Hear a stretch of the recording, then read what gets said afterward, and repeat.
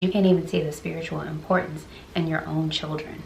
There was no consistency with him. He would do whatever it took at the moment. He subscribed to no spiritual doctrine. He just was able to do a couple of spirit things. That was it.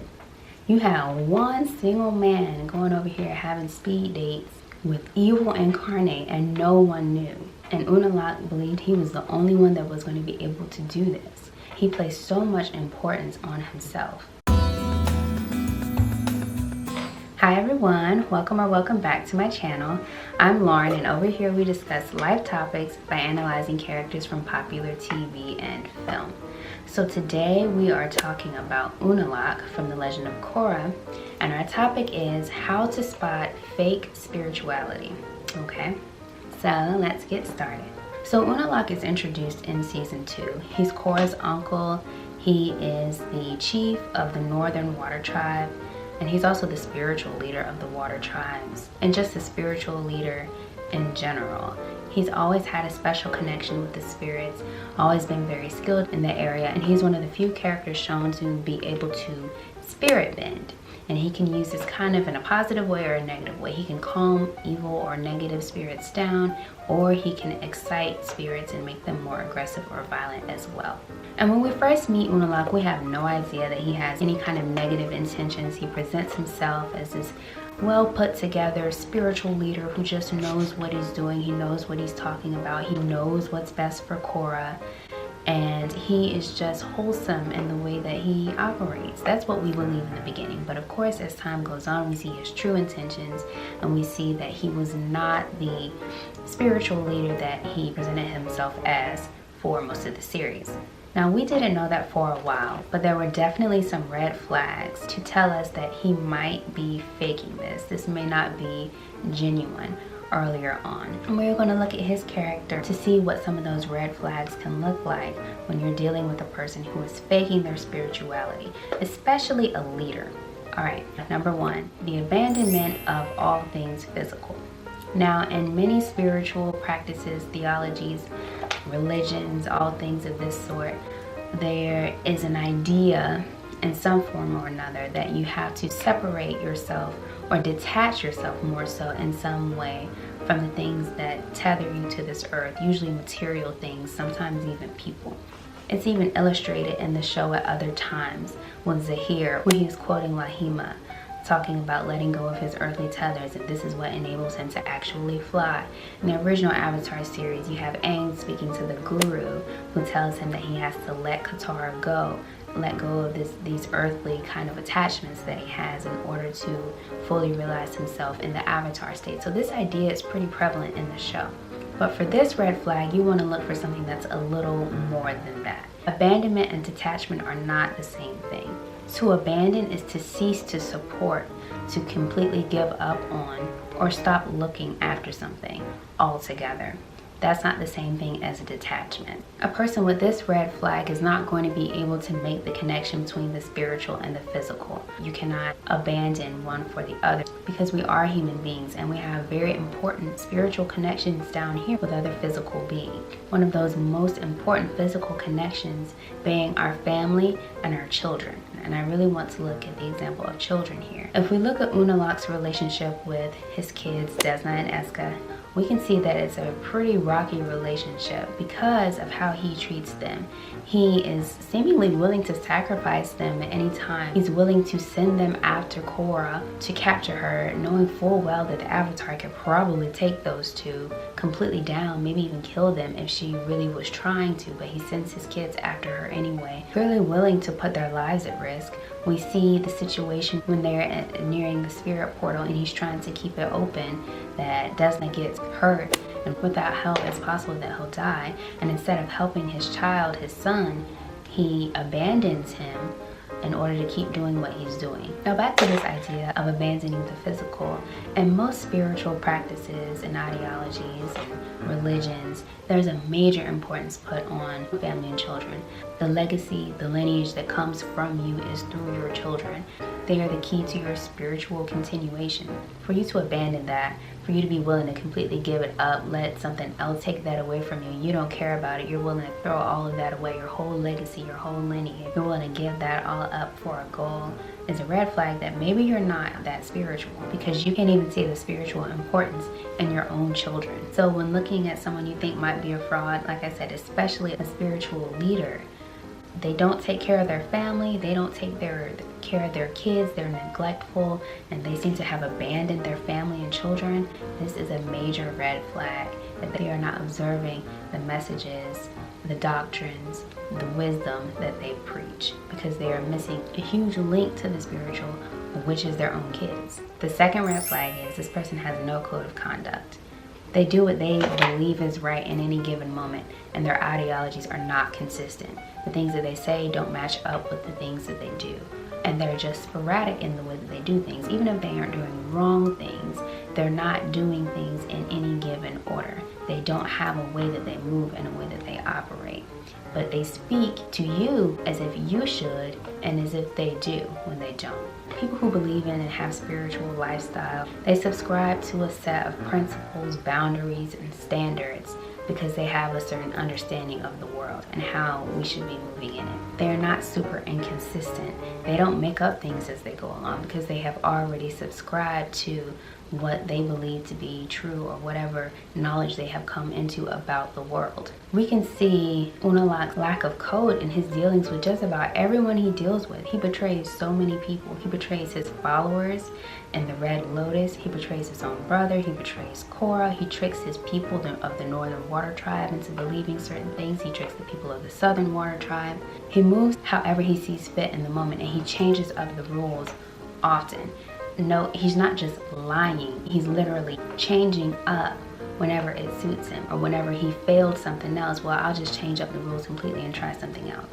This is likely not a spiritual person, because every time something falls through, every time something happens, they switch up completely and apply a completely different set of rules. A lot of times rules that are not even in agreement with what they say that they believe in and what they might try to teach you. Unalaq is inconsistent, and he abandons his principles regularly. He's very hypocritical. With the Red Lotus, he asked to take Korra away to help train her as a child. We know his true intentions, but let's just say for the moment that he truly was trying to do that. He's trying to take her away to teach her the spiritual parts of being an avatar. And when he's unable to do that, he switches up, gets together the Red Lotus to go and take her. And the Red Lotus were his followers. They were people who subscribed to the way that they thought he was going to do things. He betrayed his own followers and let them go to prison for years.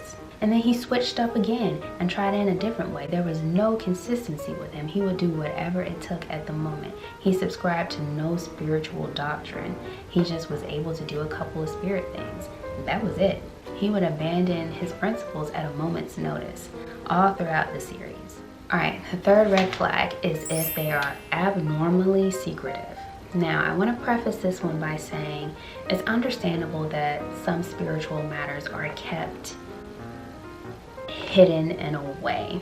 And the reason that people will do this, and the reason this has always been done, is because it's kind of assumed or believed, I'm not saying this is right or wrong, that the masses won't understand the depth and all of the things that go into some of the higher knowledge of the world, some of the spiritual knowledge of the world. It's believed that maybe the vast majority of people could not handle that and would not know what to do with that information. So a lot of it is kept hidden for those who are willing to investigate, for those who are willing to wake up and do the research and finding out what's really going on. So to some degree, we understand that some spiritual things are going to be hidden, but not hidden in a way that they're absolute secrets. This is how you can tell if someone's being abnormally secretive. They say one thing when they're in public, when they're in front of other people, and they seem very confident about what they're saying, but they have a habit of isolating people, individual people or small groups. And they go off with these groups and they tell these individuals or groups different information. They are trying to manipulate these groups or people into coming to different conclusions. Usually conclusions that just benefit them. They're not real spiritualists. They're just trying to get something out of the people that believe in them or follow them. They tell everyone what they want them to know, not what is necessarily true or things that they need to know in order to further themselves on their spiritual journey. It's not about their spiritual journey, it's about what the leader wants. If we look at the example of Unalaq constantly trying to isolate Korra, he's constantly trying to take her away. And we know why. It's because he was putting on this facade about being this spiritual person that just wanted her to learn the way of the spirits and all this stuff. That wasn't true. He was trying to take her away for his own purposes, to open up the spirit portal so he could do what he wanted to do with Batu, right?